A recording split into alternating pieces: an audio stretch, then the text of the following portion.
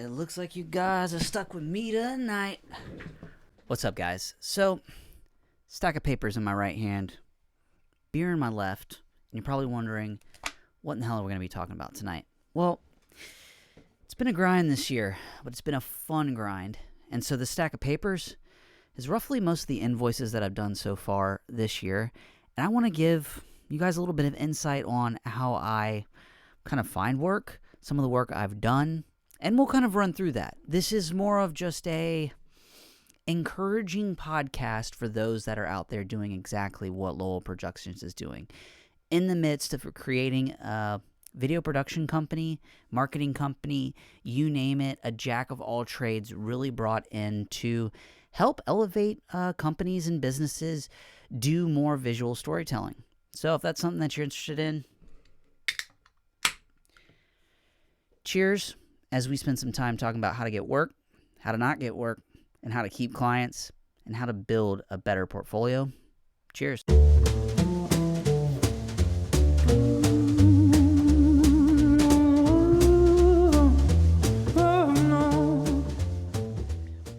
Okay, so half of that beer is frozen, and this is a double IPA, so my gut says that it's actually been sitting in the freezer for a little bit longer than I intended, but it's delicious. Lucy Juicy from Solace. I've been drinking their beers really because you can get a 12-pack of these guys, plus their traditional IPA, plus their Pilsner for like $15. So anyways, a little bit of a side note. Now, earlier when I walked in, I was discussing that this stack of paper really consisted of all my invoices so far from 2021. Now, is it as many as are there as many as I would hope? I'd hope for more. We all would. But I have been very thrilled in regards to, so far, what I've been able to kind of come up with in regards to contracts, some of the jobs I've executed, and I want to share some of those with you. So I did happen to bring a few bit of notes. We're not really going to talk numbers in regards to particular clients, but we will talk the kind of jobs that we were doing. Now, one of the most kind of interesting and first jobs that I actually ended up doing I wrapped it up about a month or two ago, was I filmed an about video for a preschool.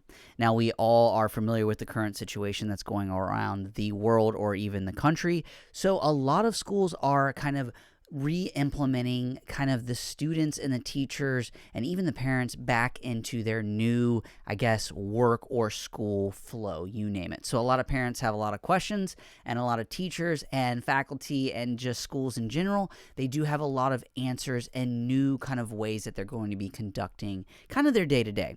So I was brought in to put together an about video for this local preschool here in the Alexandria/Arlington area. Now, it was a blast. It was more of a about/tour video hybrid.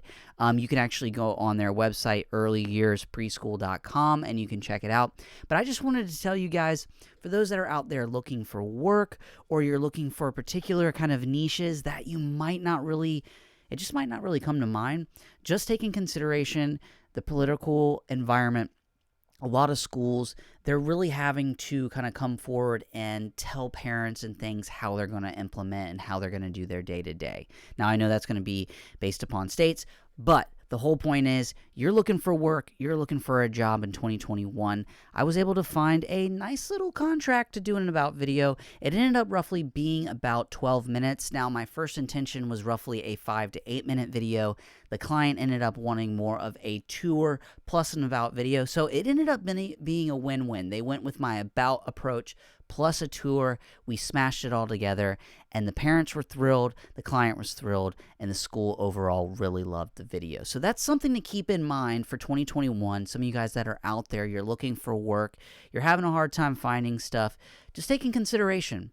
It's not always going to be products. It's not always going to be these shiny, beautiful, over-the-top clients. Sometimes some of the simple stuff And I'll tell you this, it was so rewarding going and filming at that school for 2 days, hearing from the teachers, hearing from the faculty, and even getting to interact with a lot of the kids. Now, as a father myself, that's a special spot in my heart, but it was just very awesome to be able to do that project, and also it just be a win-win. Make a little bit of money and also make a fantastic video for that preschool.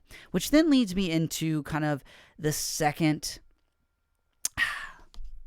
client. I'm going to say client because this is a repeat customer on a monthly retainer fee, which is something I highly recommend to any of you guys out there in the video production world. A lot of times, most of us go in with the perception that you need to just have this job is going to cost X, and that's what I want, and then come back to me when you want to do the next job. And what I've kind of found, now this is not the approach everyone needs to take, but I like to do retainer fees if someone can afford it or if it ends up being a win-win for both myself and the client. So let me just give you an example.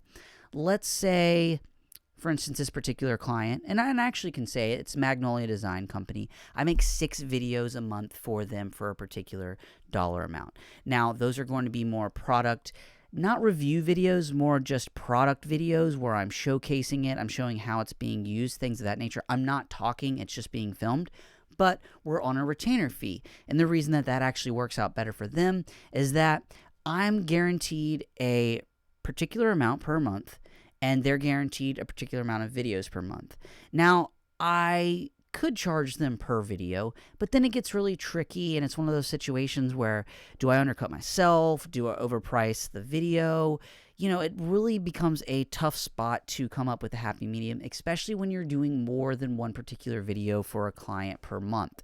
So what I tend to do is if I find a client that is going to need multiple products, I tend to like to package it up, come up with something that is going to be, you know, financially friendly, not only for myself, but for them, and ends up being a win-win where we go into every month knowing that these are the deliverables, and they know what they're getting, and I know what I've got to give to them, and it just honestly ends up fostering an environment where down the road, then the client and I can also then start experimenting with other things once we've kind of met that quota of maybe the type of product that they were looking for. But just consider retainer fees are great, and that's what I kind of have with this particular client where, like I said, every month I deliver X amount of videos, and that's for that dollar amount. And just, you know, if you find yourself in a situation where you can have a client, you can charge them $1,200 for one video a month, or you could charge them, I don't know, $3,000 a month, and maybe you're going to do 4 videos. And somebody might say, well, Trey, then that means each video, you're maybe undercutting yourself, you're not making as much per video. But in my eyes, or in my head, I'm looking more towards a bigger guaranteed dollar sign, and also, like I said, it's fostering a relationship where you're working with a client on a monthly basis, and typically, as long as you're delivering on your end, and I'm referring to my end of things as the videographer, they're never going to find a reason to get rid of you if you are coming back month upon month and giving them valuable assets that they find is a very reasonable exchange. Whatever amount of money they're giving you and you're delivering those video products, if they're happy, they will come back. So that's just something to keep in mind as well for 2021. Retainer fees is something that over the past few years, while I have worked for a particular client more so full-time, with other clients and even in the past, retainer fees are a great way to do business, especially with nonprofits. So leads me into my third project, I guess, that I did, and this is going to be a sizzle reel for another nonprofit. Now, sizzle reels can vary. Sometimes you're going to have a sizzle reel that's going to be 30 seconds. Sometimes you're going to have a sizzle reel that could be upwards to 5 minutes. It really depends on what the client is looking for. Now, this particular client, they were pretty much honed in on, they wanted something that was in the 2 to 3 minute mark. So I would say this particular project took in full about a month to finalize, but I will say one thing that really worked out in this particular situation, the sizzle reel, they had in mind what they wanted, but they also were very open to kind of me taking the, hopping in the driver's seat and kind of giving them a prototype that I thought would work best. And that's actually how we ended up with our kind of end result. I went ahead and delivered what they wanted on the front end, but then as we kind of moved along in the process, I then eventually, once I got comfortable with that client, basically asked them if they were open to, hey guys, for this next round of edits, I will deliver what you are looking for, but I also want to, if you don't mind, I'll use my own spare time, no extra charges. I want to give you a version that maybe is a little bit more extreme, a little bit different than maybe what you might be used to. And if you like it, we can move forward with it. And if not, there's no hard feelings. And actually come to find out, they went with the version that I sent. And it was just one of those things where the client was very happy because I did meet everything that they wanted from beginning to end, but also I kind of I flirted with them a little bit, gave them a little bit of taste of something that I thought they'd like, and they did. So it ended up being a win-win where they ended up with those two items, one that they really loved, which was their own, plus the one that I came up with. So that was going to be my third kind of like sizzle reel product or kind of client that I've worked with so far. Sizzle reels are going to be huge, so take in consideration if you're doing your research on a client or maybe a product. If they don't have a sizzle reel, you should be the one making it for them. And while we have a second, cheers. We should all be sipping some beer, sipping water, you name it. Get some liquids in your body.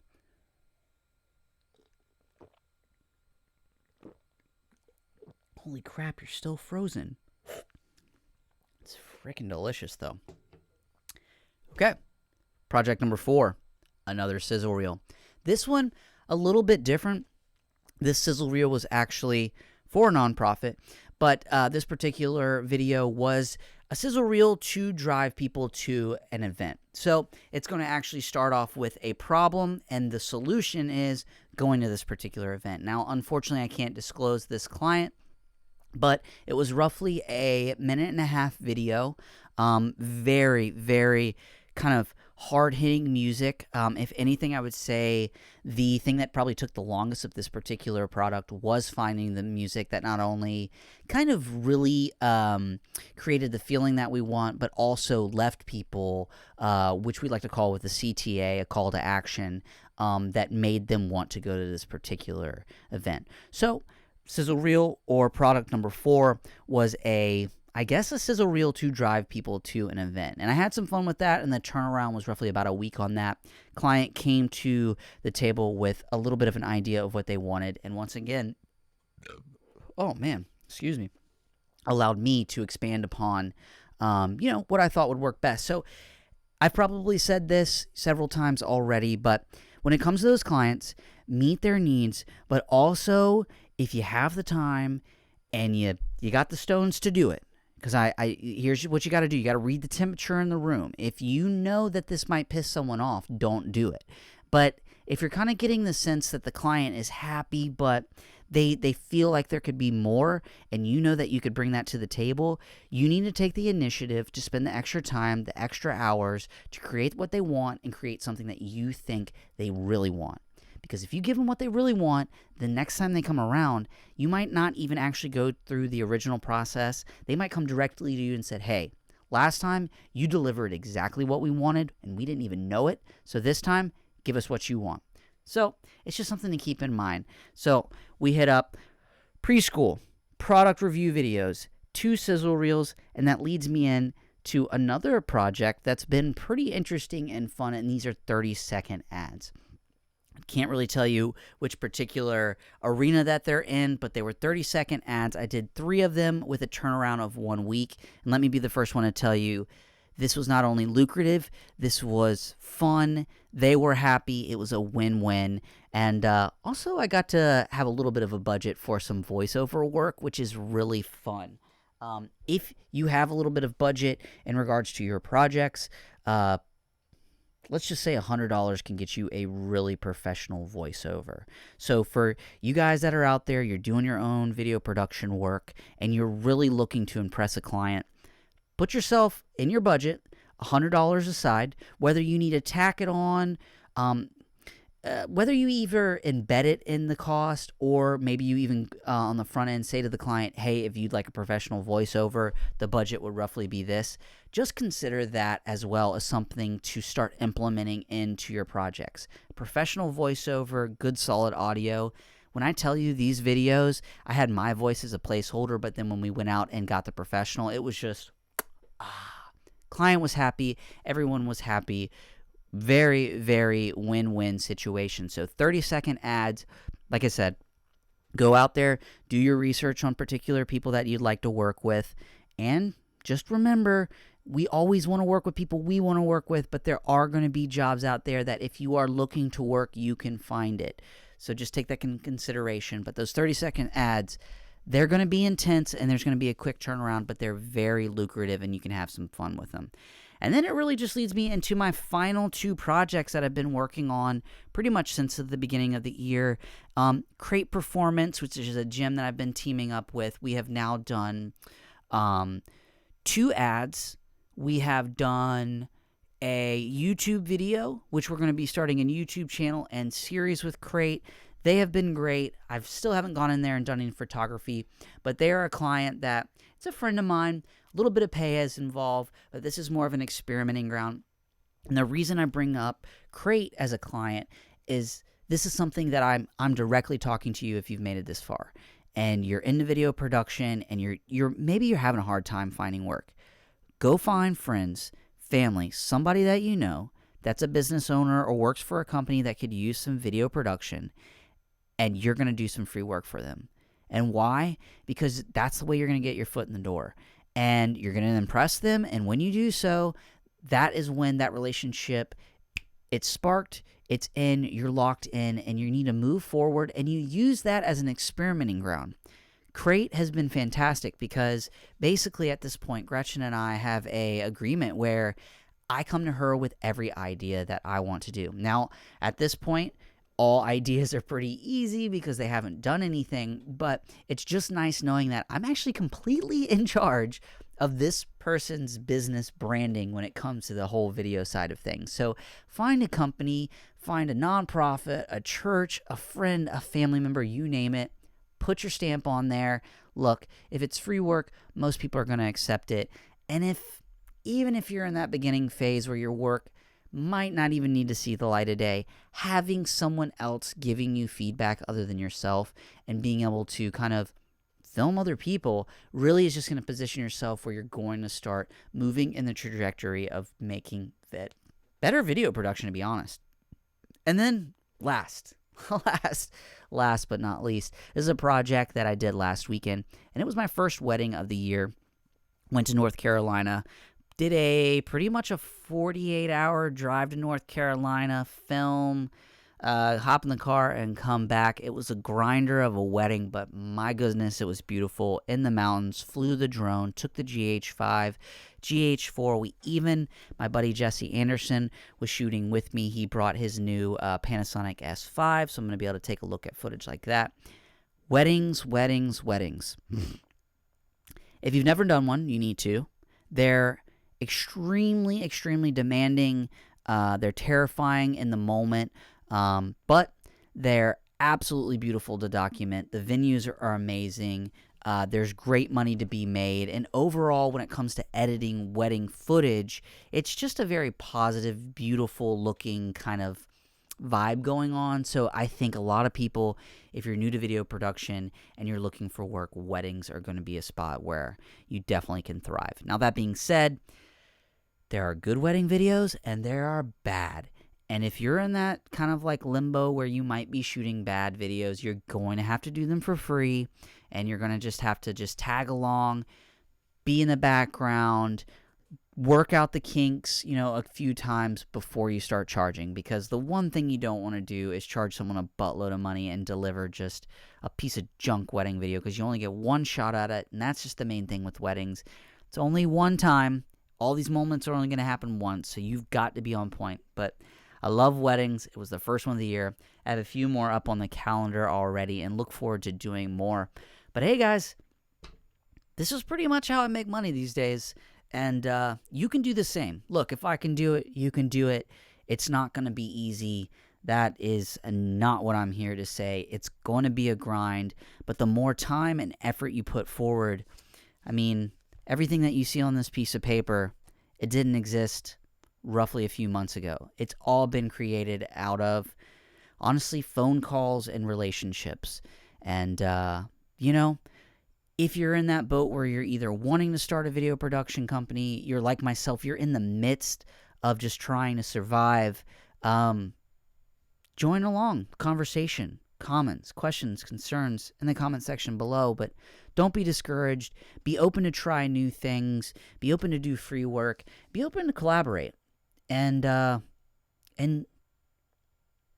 you ultimately will determine how everything's going to work out. Be positive. Stay positive. It ain't going to be easy.